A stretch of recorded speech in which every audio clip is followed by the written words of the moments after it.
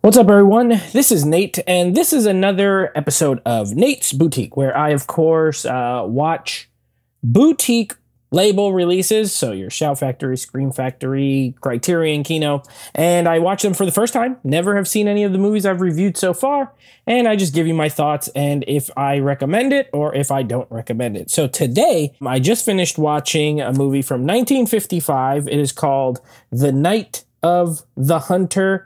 Stars Robert Mitchum, Shelley Winters, and yeah, again, first time watch for me. Never have seen it, know about it, heard about it. I used to own the Criterion version of this, and then Kino put it out on 4K, so I picked up that. Finally getting around to watch it. I've heard nothing but amazing things about it, so now that I've seen it for myself, I can confirm it is quite a great film. Now, not perfect for me, and I'll explain why, but let's focus on the positives first. Robert Mitchum is absolutely amazing in this movie. And from what I've read, it got like negative reviews when it was released in 55, and I could probably see why, but because of that, it didn't get any really like critical acclaim.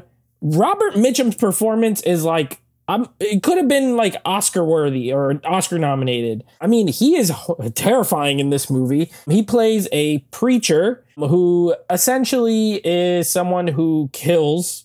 He's a serial killer. This is not a spoiler, but he's a serial killer who kills women. And eventually he is in prison. He gets a cellmate who kind of informs him that he had this money, $10,000. Now, this is set in the 30s, so $10,000, a lot of money back then. Well, I mean, it's a lot of money now, but it's way more money back then. He's tipped off that this guy has $10,000 hidden somewhere. And so, and he's on death row. That guy's going to die. So essentially, when Robert Mitchum gets out of prison, he seeks out the wife and kids because the kids actually know, the dad tells the kids where the money is hidden. And so you have this guy who is trying to locate this money and intimidating the children, the wife trying to get the information. That's like the base premise. I won't say much more than that. But yeah, he's horrifying. He's horrifying in this movie. Absolutely. It's like borderline a horror movie. It definitely has horror movie elements. There's nothing supernatural or anything, but obviously as he is like a killer. And some of the shots are really like probably scary for the time. Maybe not scary now, but really good shots. There's a scene in the basement that's very creepy. And there's a scene towards the end that he does some creepy stuff. He is a force in this movie. I loved him. Shelley Winters, I mean, she's good. She's not in it as much as you would think. You know, she's on the cover of this version of it. Her name is right there at the top. She's not in it that much, but she is good. The kids are good. I'm not like the greatest acting ever. The boy is pretty good. The girl's very little. Like she's like looks like she's 5, maybe 4 or 5. So, you can only expect so much, especially from the 1950s for a child actor like that. But the kid, John, he's really good. I think the story is fantastic.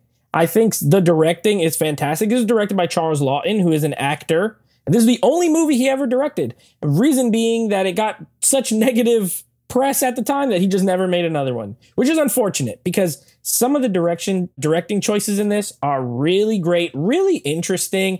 There's a lot of really cool shots in this, very reminiscent of like, even like, I don't know how to describe it. Maybe like silent films. There's parts where the camera will be really far and it'll make the space that they're at look bigger than it really is, like the basement scene, the stairwell, and just the way it's shot. It's really, really great.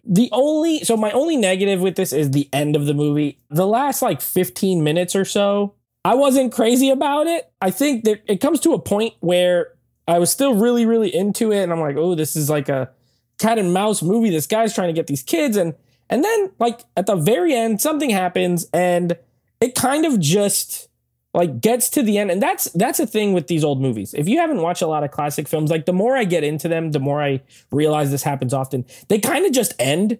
Like there's not a big build up to the finale all the time. Sometimes something just happens and then it just ends, which I mean, I guess is probably more realistic, like real life, but still it's a little less dramatic, especially when you've built up this character in this scenario. I wish the payoff was a little bit different.